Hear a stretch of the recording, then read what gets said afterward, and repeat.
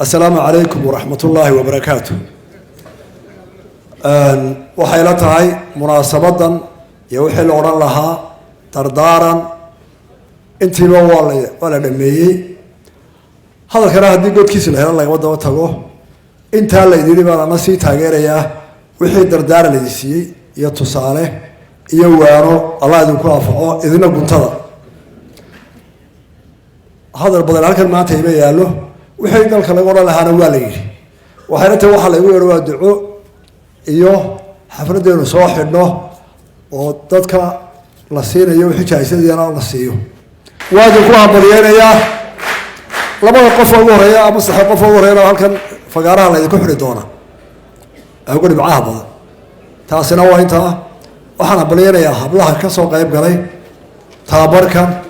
oo ninkii gabayna aad iyo aad u amaanay anna waa hambalyeynayna anoo gabayga dhigeysana hablaha habluhu way ku soo dhiiranayaan ciidamada waxa laga yaabaa 10 sano ka hor ama xitaa 6 sano ka hor inay dhib ahayd inantu inay ka baqato ciidamada iyo hawshooda laakiin markii la isu yimid shalay shantii hore aan malaynaya tiradii u badnayd hablaha xag hore soo galay hablahana waa hambalyeynaya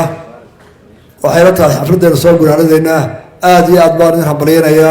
ilaahay waxaan ku rajaynayaa inuu abaarta naga jabiyo halkana waxaan mar gaar ah u ducaynayaa oo mahadnaqayaa timajire Ahmed Iimaan Cilmi dhamma Ahmed Iimaan Cilmi damalaha daaima kala sheegi maaye kontankii sano u dambeeyay wuxuu mutaabaray waxa ilaahay mahadiya